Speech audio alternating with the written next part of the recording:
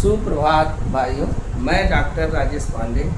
आज हिंदी का सबसे पहला चैप्टर वर्णमाला, जो कि सबसे प्रमुख है, उस पर हम लोग चर्चा करेंगे। अब वर्णमाला पढ़ाने के पहले ये जान लेना चाहिए कि भाषा क्या है। भाषा, तो भाषा विचारों के विनिमय को कहते हैं। विचारों का विनिमय, ये भाषा है। आज आप लोग कृपया पेन और कॉपी दोनों ले लीजिए। जो प्रमुख चीज़ मतलब आपको लगे उसे नोट करते चलिए, क्योंकि लेक्चर का 100% तो याद नहीं रहता। उसको नोट्स बनाते चलिए, वो भविष्य में बहुत काम आएगा। और नोट्स हम उपलब्ध भी करा देते। विचारों का विनिमय भाषा है, और भाषा नामक चैप्टर अलग से पढ़ाया जाएगा जब हम शिक्षण पढ़ाएंगे। लेकिन सब ये जानना जरूरी है कि भाषा के विकास का क्या क्रम है। भाषा विकास का क्रम, ये पहला प्रश्न आता है कंपटीशन में। कभी कभी बहुत बार पूछा गया है कि सबसे पहले भाषा के विकास में, आप सोचिए, सबसे पहले बच्चा क्या करता है? सबसे पहले लिखेगा तो नहीं, सबसे पहले है सुनना। सुनना, भाषा विकास में सबसे पहले है सुनना। उसके बाद बोलना। लड़का पहले सुनता है, फिर उसके बाद बोलता है।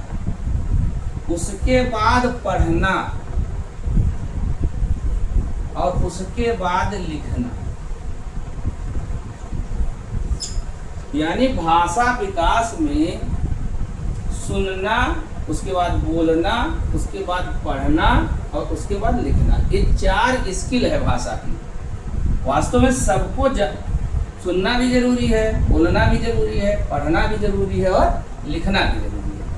ये जब चारों चीजें होंगी तब भाषा होगा, और भाषा का यह विकास का क्रम है। प्रश्न उठता है कि भाषा के विकास, तो प्रश्न ऐसे दे देगा, कभी कह देगा पहला विकल्प सुनना, पढ़ना, बोलना, लिखना, सुनना, लिखना, पढ़ना, बोलना, ऐसे फंसा के देगा, और आपको इस क्रम में उत्तर लगाना रहेगा कि सबसे पहले हम क्या करते हैं, सुनते हैं, फिर बोलते हैं, फिर पढ़ते हैं, पढ़ना सीखते हैं, फिर लिखना सीखते हैं। लेकिन अब आए एक टिपिकल प्रश्न आ जाता है। मारिया मॉन्टेसरी जो थी, उन्होंने इसका अलग क्रम बता दिया। सुनना सही है, इसी क्रम में उन्होंने रखा। बोलना, ये भी सही रखा। लेकिन उसके बाद उन्होंने कहा लिखना और फिर पढ़ना। यानी उन्होंने भाषा विकास के क्रम में परिवर्तन किया। अब अगर यह प्रश्न आ जाता है सेंटर टीटी में कि भाषा विकास में मारिया मॉन्टेसरी ने क्या कहा था, तो इसका उत्तर बदल जाएगा और इसका उत्तर होगा सुनना, बोलना, लिखना और पढ़ना। इस तरह से पहला क्वेश्चन यही आ जाता है कि भाषा विकास का क्या क्रम है। तो अब हम दूसरे प्रश्न की तरफ चलते हैं। हर एक लाइन में एक प्रश्न छुपा हुआ है। दूसरा प्रश्न है कि आप भाषा का प्रकार, दूसरा प्रश्न है, यही देखिए, भाषा का प्रकार। तो सारे लोग जानते हैं कि भाषा 3 प्रकार। पहला है मौखिक, मौखिक भाषा। दूसरा है लिखित,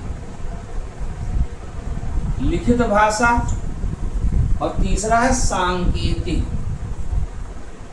सांकेतिक भाषा। सांकेतिक भाषा, मुख्य यही 2 भाषा है, मौखिक और लिखित।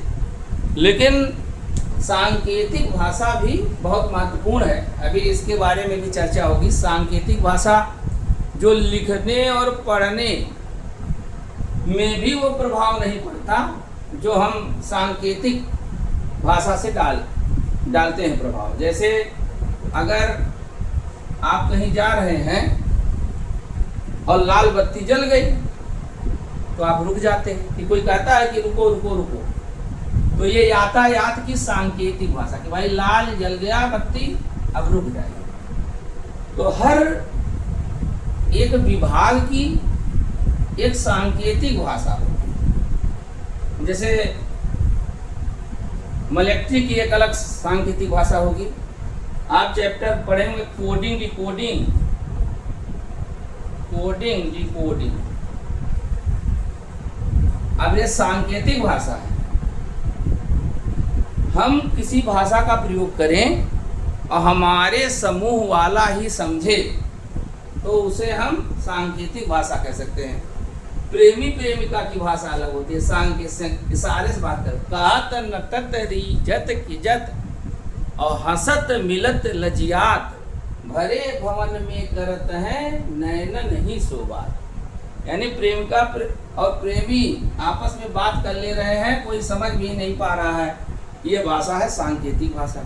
मूक बधिरों की भाषा, ये भी है सांकेतिक भाषा। तो कोई जरूरी नहीं कि मौखिक और लिखित ही भाषा, सांकेतिक भाषा भी बहुत प्रभावशाली भाषा होती है। अब मौखिक भाषा को सरल भाषा कहते हैं। मौखिक भाषा क्या है? सरल भाषा। अगर पूछेगा सरल भाषा क्या होती है तो उत्तर होगा मौखिक। और कठिन भाषा क्या है? कठिन भाषा क्या है? वो है लिखित। तो मौखिक भाषा है सरल और लिखित भाषा है कठिन।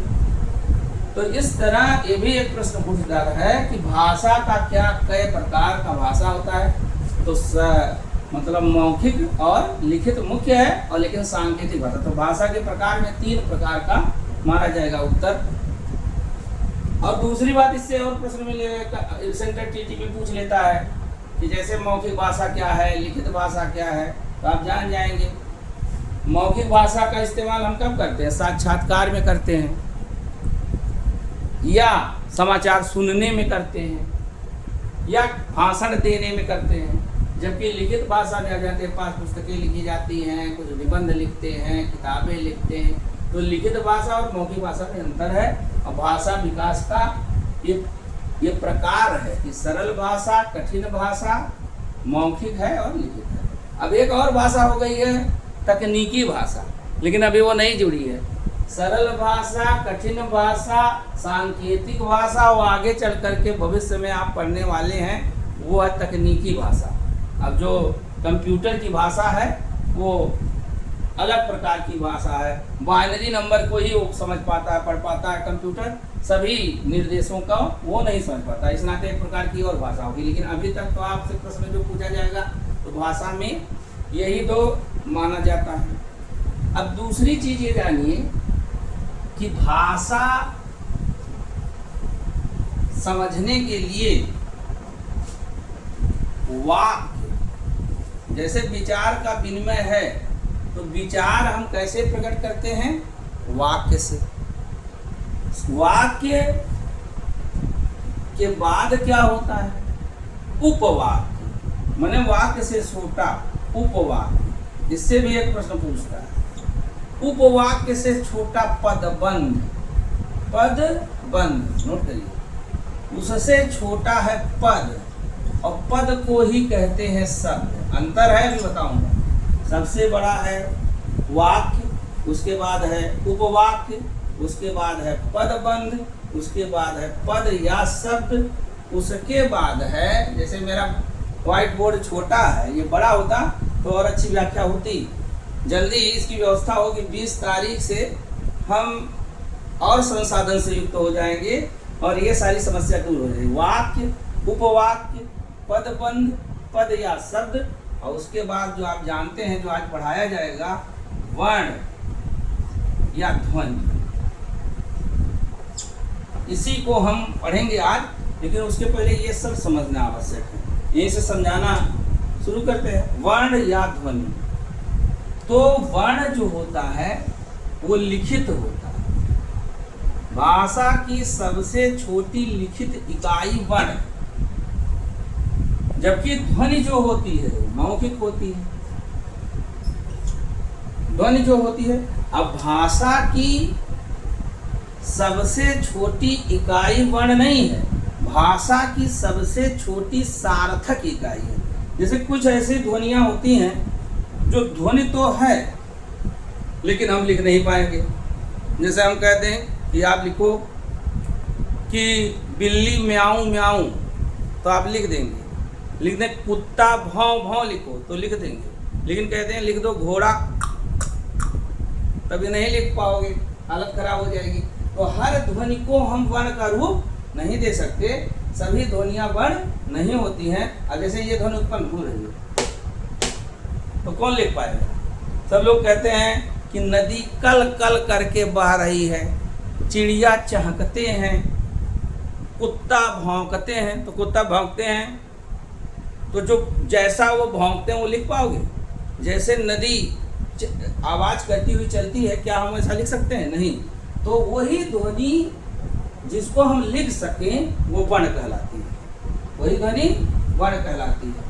अब वर्ण से जब हम वर्णों को पिरो देते हैं सार्थक क्रम में तो शब्द बन जाता है। जैसे राजेश,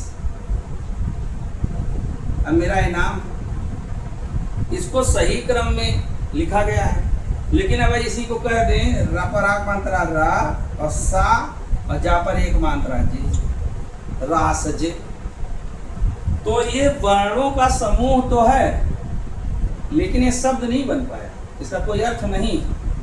और ये शब्द का समूह है लेकिन इसका अर्थ है।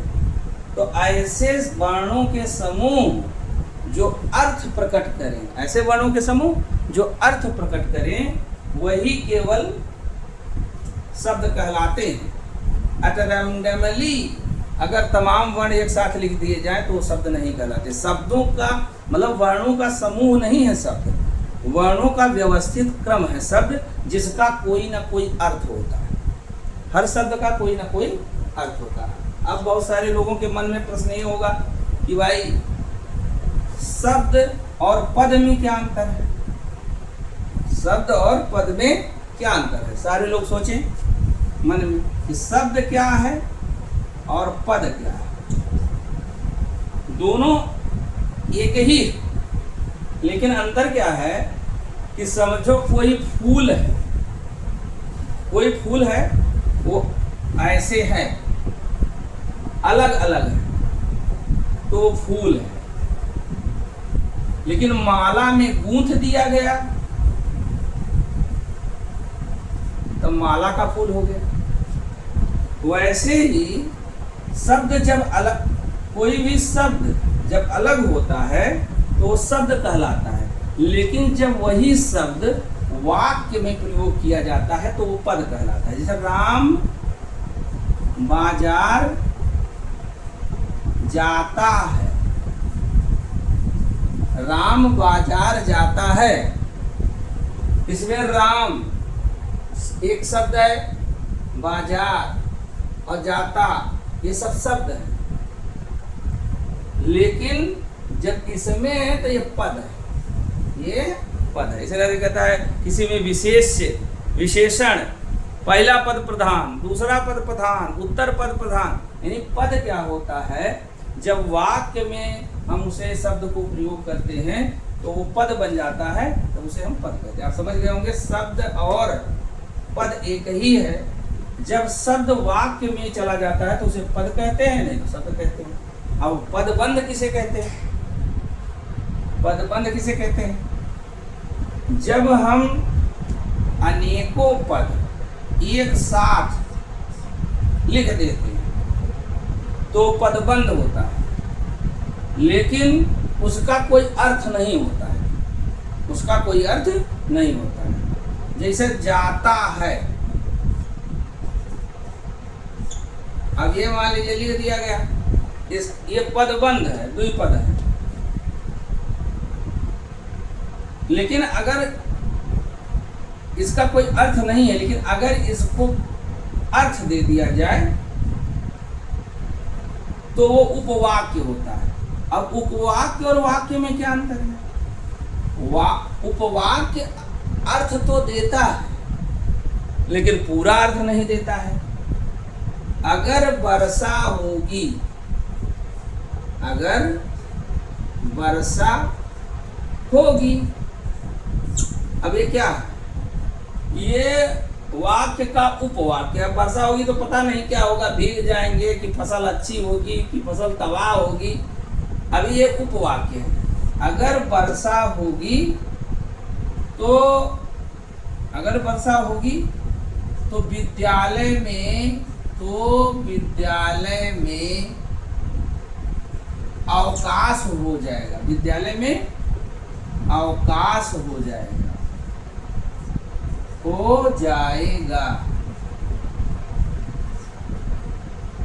तो यहाँ पर देखिए पूरा ये हो गया क्या, वाक्य, और ये हो गया मान लो कि उपवाक्य।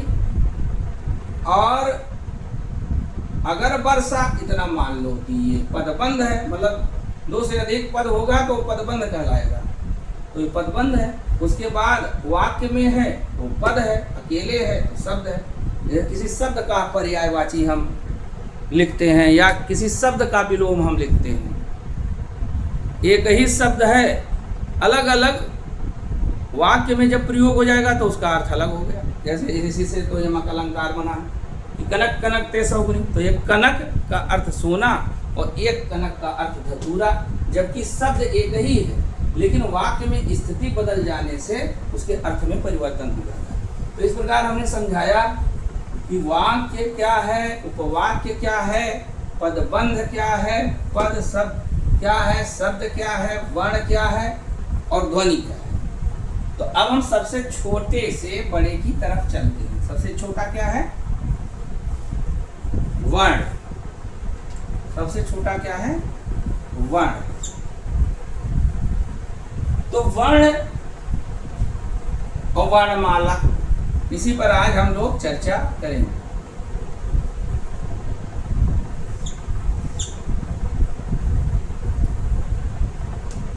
तो वर्णों के व्यवस्थित समूह को वर्णमाला कहते हैं। जो वर्ण होता है उसके व्यवस्थित समूह को हम वर्णमाला कहते हैं। और वर्णमाला में कितने वर्ण होते हैं, 52। वर्णमाला में कितने वर्ण होते हैं, 52। हिंदी वर्णमाला में वर्णों की संख्या 52 है। अब अनेक किताब पता नहीं क्या क्या लिखते हैं, लेकिन वर्णमाला में अगर पूछेगा कितने वर्ण है हिंदी वर्णमाला में तो उत्तर होगा 52।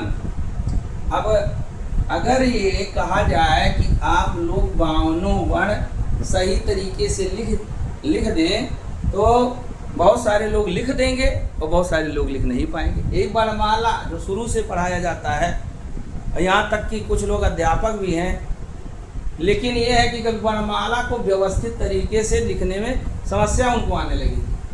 तो सबसे पहले हम वर्णमाला को ही सीखते हैं कि वर्णमाला को व्यवस्थित कैसे किया जाए और हम कैसे सीखें। वर्णमाला के सारे प्रश्न, कोई भी प्रश्न पूछा जाए तो हम उसका उत्तर दे सकें। तो समझिए पहले क्या है, वर्णमाला में वर्ण 52 होते हैं और वो 2 प्रकार का होता है वर्णमाला। एक स्वर उसमें होता है और व्यंजन, स्वर और व्यंजन। स्वरों की संख्या 11 और व्यंजन की संख्या 33। अभी और स्पष्ट करेंगे, नहीं जान लो 33 और 11 जोड़ने लगो कह दो 52 हुआ, नहीं, ऐसा नहीं है। अभी बताया जाएगा कि कैसे 52 होगा।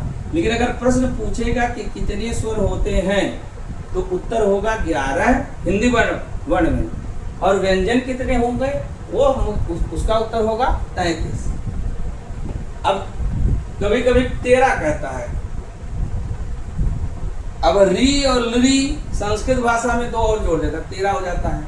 अगर ये प्रश्न आता है कि स्वरों की संख्या कितनी,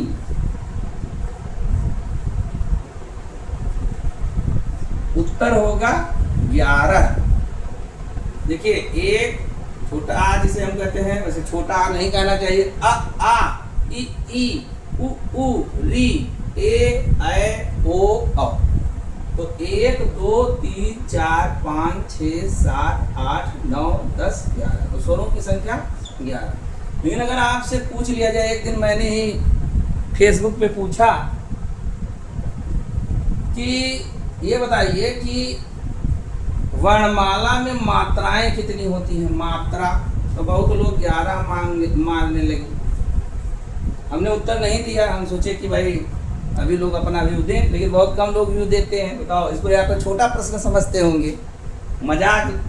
तो यहाँ पर मात्राएं कितनी होती हैं? 10 है, और स्वरों की संख्या कितनी है? 11। अब 10 ये क्यों हो जाती है? क्योंकि अ का कोई मात्रा नहीं होता। कि छोटा आ का कोई मात्रा होता है? नहीं। और अन्य सब का मात्रा होता है। बड़ा का ऐसे मात्रा होगा, छोटी का ऐसे होगा, बड़ी का ऐसे होगा। इस प्रकार से सबका मात्रा होगा, केवल अ का मात्रा नहीं होगा। इस नाते स्वर तो 11 होते हैं। स्वर कितने होते हैं? 11। लेकिन मात्रा कितनी होती है? 10। तो इस तरह स्वरों की संख्या 11 होती है और व्यंजन की संख्या 33। तो अब हम लोग चर्चा करेंगे स्वर। पहले हम स्वर जान गए, तब फिर हम व्यंजन जानेंगे। देखिए, जगह कम है, इस नाते हमें बार बार मिटाना पड़ रहा है। आप लोग नोट करते चलिए। अब देखिए, स्वर तो ह्रस्व और दीर्घ लिखा है ऊपर, लेकिन फिर से समझा रहा हूं। ह्रस्व, दीर्घ और है संयुक्त। एक ये विभाजन है और एक विभाजन है यहाँ लिखा नहीं है, ह्रस्व, दीर्घ और प्लुत। ह्रस्व, दीर्घ और प्लुत ये किस तरीके से है? ये मात्रा की दृष्टि से। अगर विभाजन मात्रा की दृष्टि से, यानी कि ह्रस्व एक मात्रिक, दीर्घ दो मात्रिक और प्लुत त्रिमात्रिक होता है। तो जो ये विभाजन होगा कि मात्रा की दृष्टि से स्वर, तो ये तो 3 प्रकार का, ह्रस्व, दीर्घ और प्लुत। और वैसे भी पूछेगा स्वर के तो दूसरा विभाजन हो गया लेखन की दृष्टि से। अब ह्रस्व, दीर्घ और संयुक्त। अब एक एक करके हम विभाजन को स्पष्ट करेंगे। सबसे पहले हम देखिए, यहाँ ह्रस्व, इसी को लघु कहते हैं और इसी को मूल स्वर कहते हैं। वो 4 होता है, अ, ई, उ और इ। और स्वर की परिभाषा देखिए, पहले समझ लीजिए स्वर और व्यंजन में क्या अंतर है। स्वर का उच्चारण बिना किसी विघ्न बाधा के होता है। स्वर का उच्चारण बिना किसी विघ्न बाधा के होता है, जबकि व्यंजन के उच्चारण में अवरोध होता है। अवरोध अब समझिए कैसे। जैसे हम कोई स्वर का उच्चारण कर रहे हैं तो उसमें अन्य कोई व्यंजन या कोई स्वर नहीं आएगा। जबकि हम व्यंजन का उच्चारण करेंगे तो अ नामक स्वर अपने आप आ जाएगा। जैसे हमने कहा ई, कितनों देर करो ई ही रहेगा।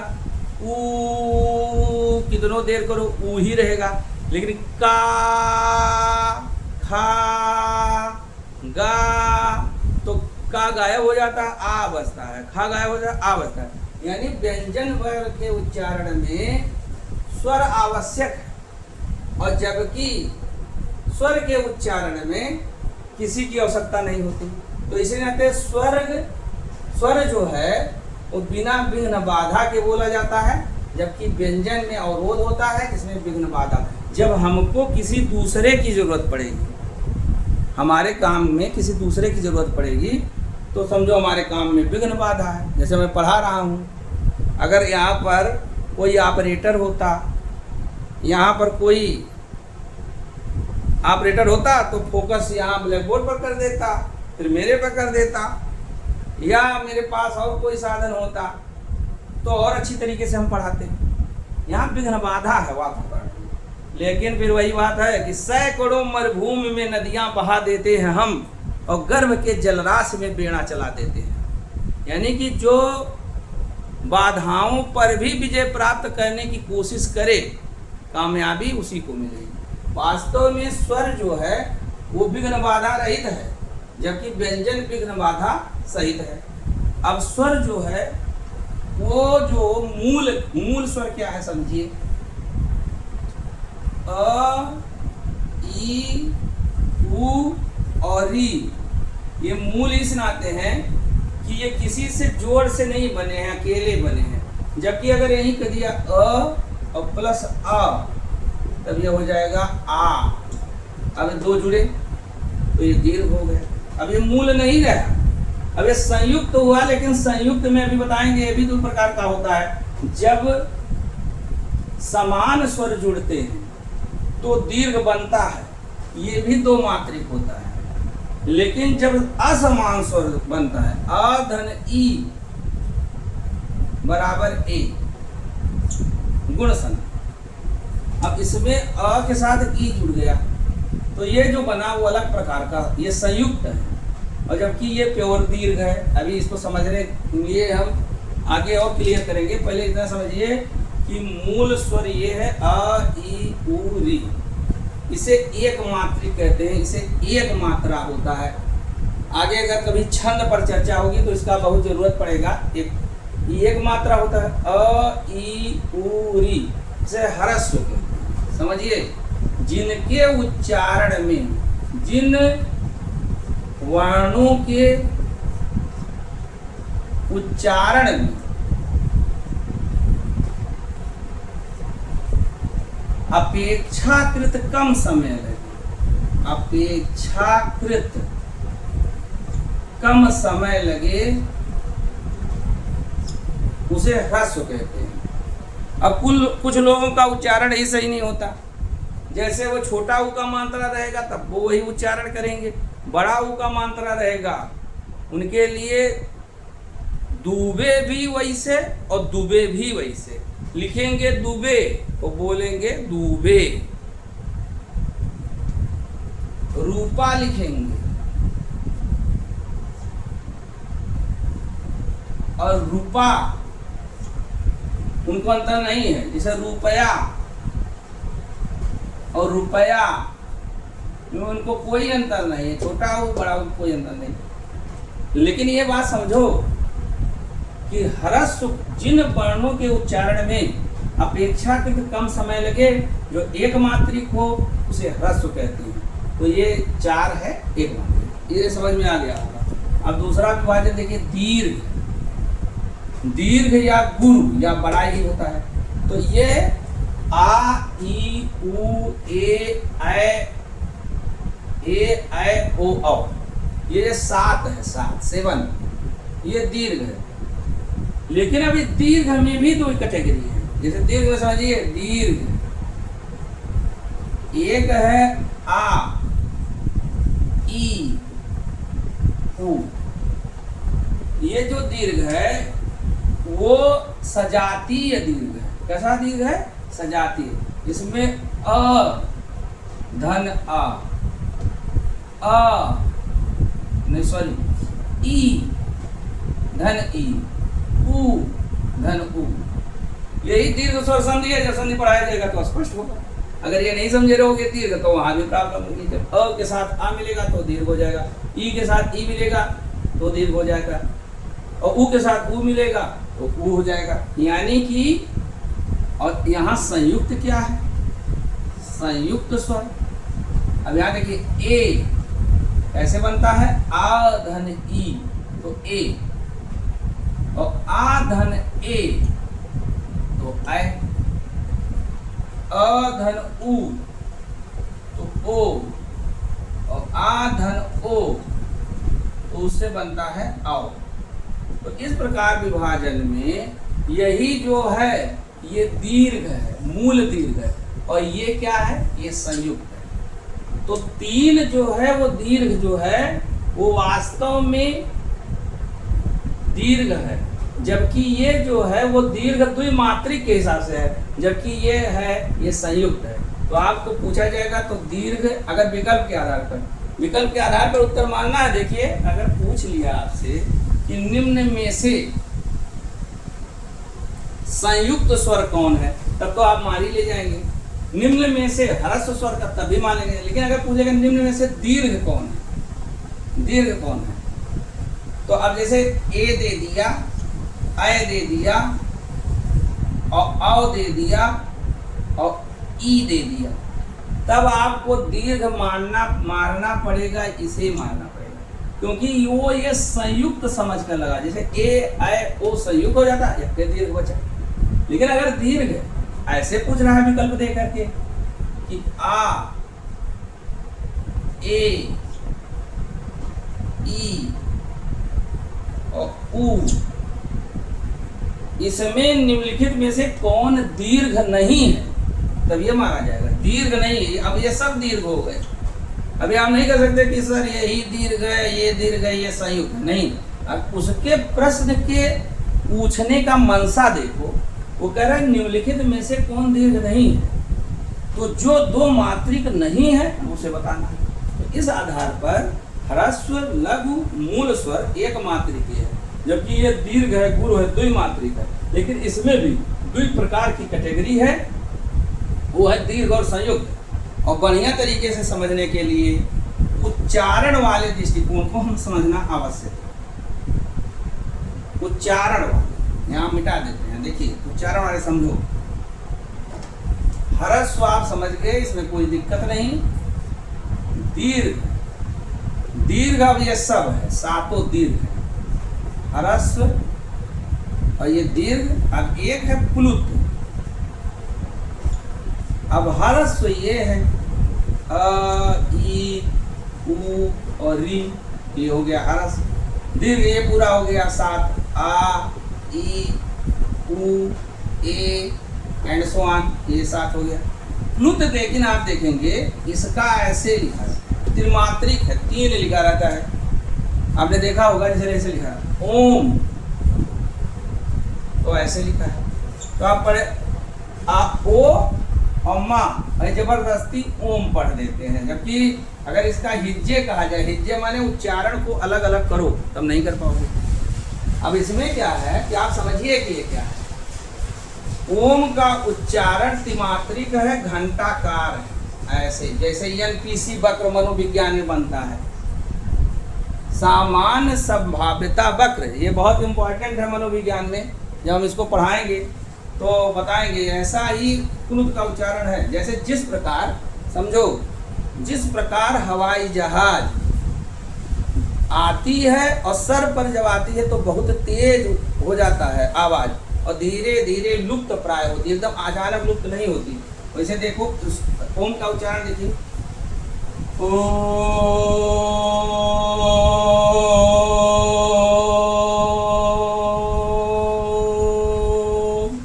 तो ये प्लुत है। भगवान बहुत दूर है, इनको महामंत्र है ओम।